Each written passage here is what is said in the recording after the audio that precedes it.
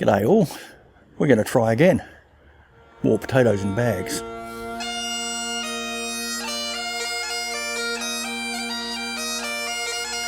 Now what I've got is a couple of varieties somewhere, there they are. We bought from the supermarket. These are the red ones. We have trouble getting decent potatoes in Perth. Fun fact, did you know it's actually illegal to have more than I think 50 kilograms of potatoes in this state? Weird laws. Anyway, so we're going to take these two different red varieties, which I've left out for quite some time, and we can see that they're just starting to grow. What's that called again? I'll look it up.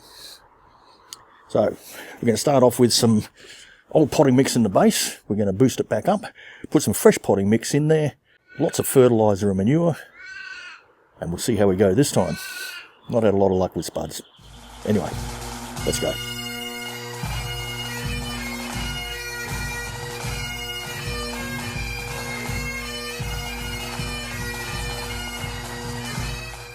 So we've got about, I don't know, 100ml potting mix in there. Going to add a good handful of NPK fertiliser. Stir that through a bit. This is super phosphate, which is really good for the spuds to grow. I use potash, but we'll chuck some super phosphate in there. Good bit of blood and bone.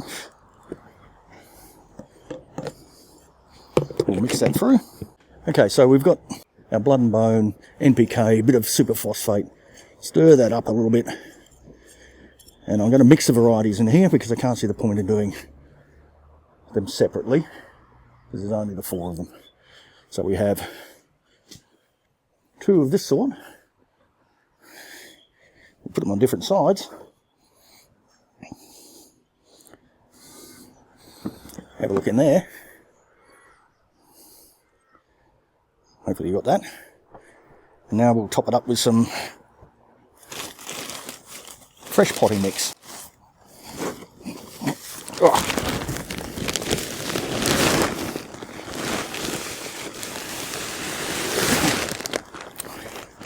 Well, that's a bit more than I expected, but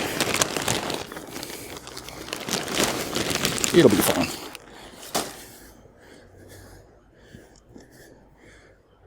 Okay, and I'll put a bit more blood and bone on top there.